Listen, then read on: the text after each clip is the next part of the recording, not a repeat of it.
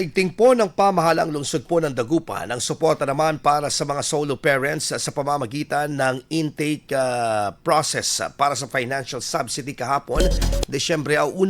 Tinatayang nasa 1,200 po na kwalipikadong indigent solo parents ang nakibahagi po sa nasabing aktibidad. Pinangunahan po ang proseso ng City Social Welfare and Development Office or CSWDO upang matiyak na matatanggap ng mga kwalipikado ang nararapat na tulong.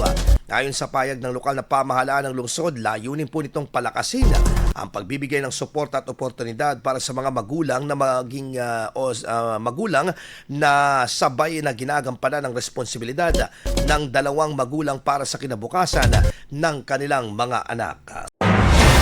IFM News. IFM News. IFM News.